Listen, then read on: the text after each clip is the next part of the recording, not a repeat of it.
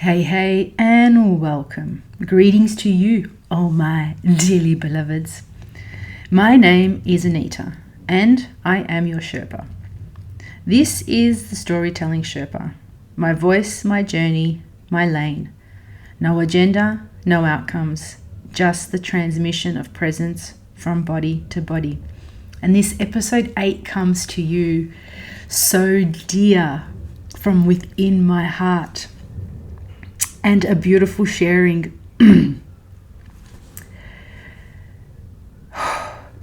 We ready? I didn't come into this episode with something to say. I came into it with something to share. There's no unpacking today, no decoding the world, no trying to make sense of what's happening out there. This one is quieter than that, more personal, more creative, because today isn't about analysis, it's about return. This today is the space before the story. There's been a pause before this episode, and in that pause something became really clear. Sometimes the most honest thing we can do is stop trying to produce and start listening. Not to the noise, not to the pressure, but to what's quietly asking to come through. And for me, this wasn't another insight. It wasn't another perspective. It wasn't another reflection. It was story. Storytelling as medicine. We hear that phrase a lot now. Storytelling as a medicine. But if we strip it back, it's actually very human. Before storytelling became content, before it became performance, it was how humans made sense of being alive. Stories were shared in circles, not to impress, but to remember, to grieve, to learn, to belong. In many older cultures, story wasn't entertainment. It was memory transmission, moral and emotional learning, grief processing, identity formation, community regulation, meaning making after chaos. Stories were told around fire, not platforms. And the point wasn't performance, it was integration. And maybe that's what we're missing right now. In a world that feels very copy-paste, same language, same formats, same messages, story brings us back to something real, something felt. Because what we often call medicine, in inverted commas here, isn't something abstract. It's what happens when a human being feels safe enough to be seen without needing to perform. When stories are shared in that kind of space, something in the nervous system softens, reorganizes, settles, and maybe that's the work. Today, I'm not here to teach. I'm not here to guide. I'm not here to unpack anything. I'm here to tell a story. And here I am again, looping back in a way that feels strangely familiar. I recently tried to follow the right pathways again, looking for an illustrator, trying to move this into a more structured, finished form. And again, something inside said no, not loudly, not dramatically, just a quiet, steady, this isn't it. And I've learnt to trust that, because sometimes what looks like delay is actually redirection. The universe is always giving us feedback. My theory is put it out there and what comes back to you is feedback. And maybe Alba and Jakob were never meant to live on a page in the way I originally imagined. Maybe they were never meant to be fixed. Maybe they're meant to move, to breathe, to shift, through voice, through tone, through presence. Maybe their first form is sound. And if I lean into that, even just for a moment, it actually makes sense. Because before stories were written, they were spoken, felt, carried through voice from one body to another. And there's something about voice that holds a different kind of imprint. You can hear the pauses, the breath, the emotion underneath the words. You don't just receive the story, you feel it. And if I go a little esoteric just for a moment, there's a part of me that wonders if stories like this don't just live in imagination, but exist as fields. And when we speak them, we're not creating them from scratch. We're tuning into them, giving them form through our own nervous system, letting them pass through us in the way they want to be expressed. So maybe this is how Alba and Jakob want to arrive right now.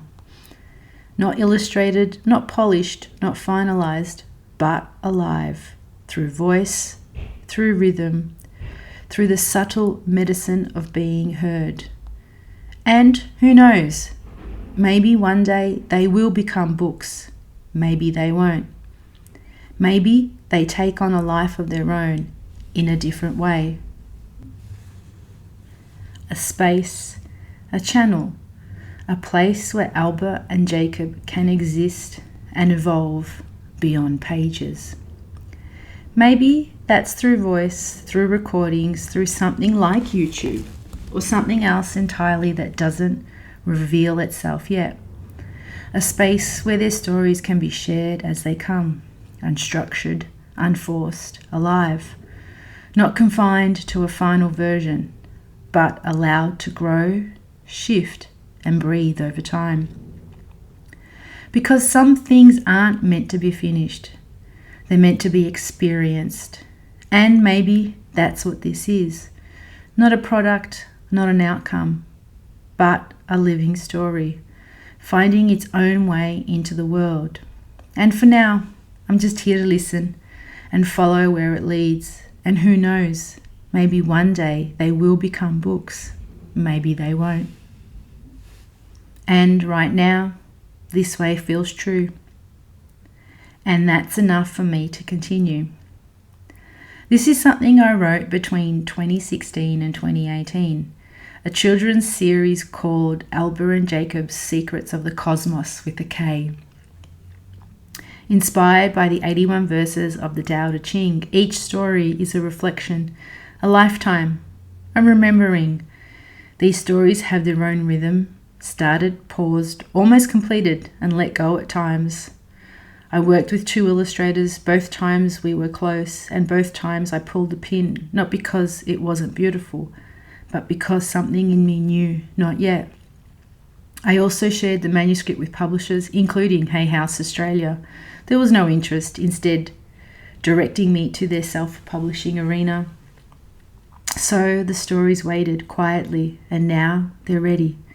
Not because everything is perfect, but because they're asking to be shared. So, this is the beginning. Alba and Jakob's Secrets of the Kosmos, Story 1. The Magic of the 10,000 Things.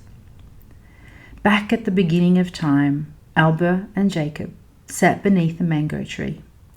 This was not any ordinary mango tree.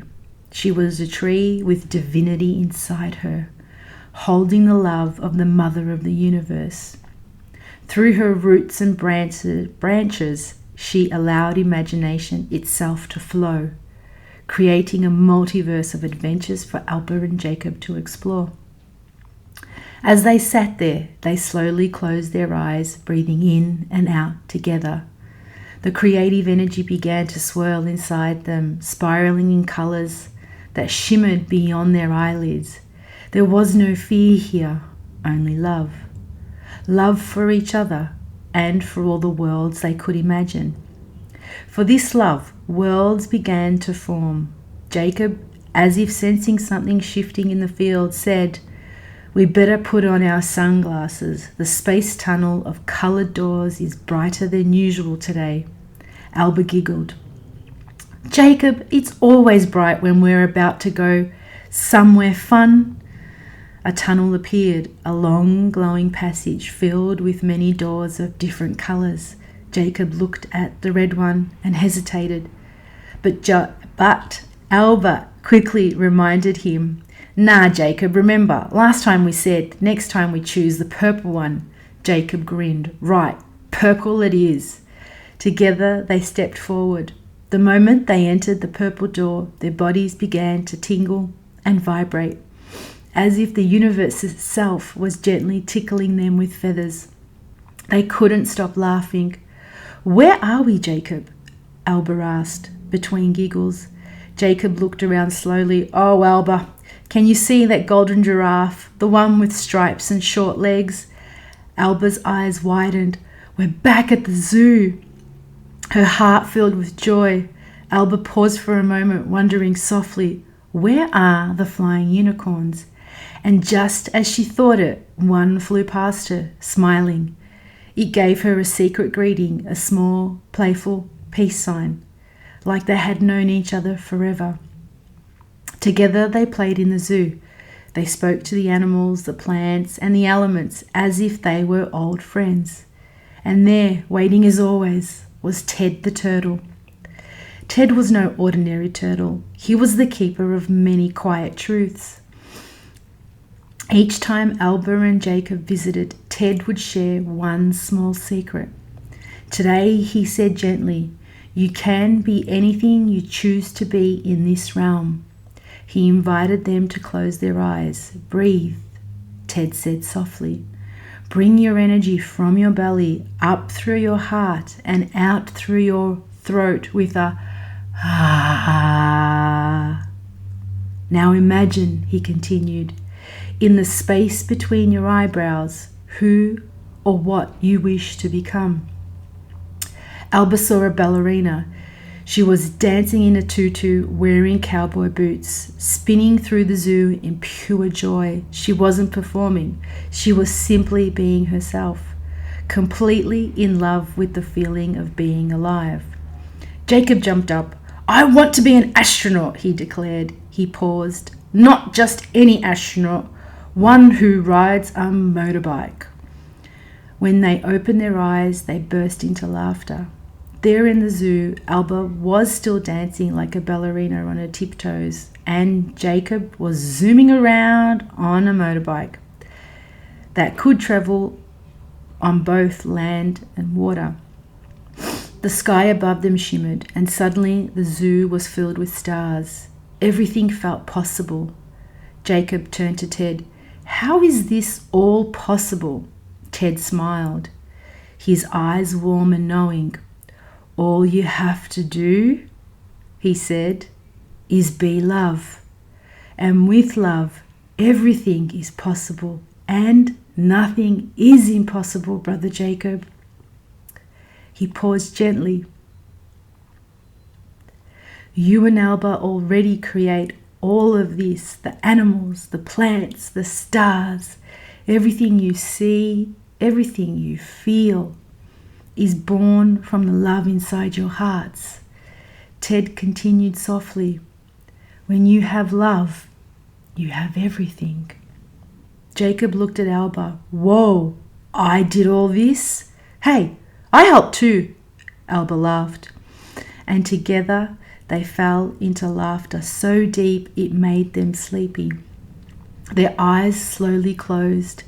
They could feel the mango tree calling them home. Silently they counted 5, 7, 11, 3, 2, 1. And when they opened their eyes again, they were back beneath the only mango tree in the universe.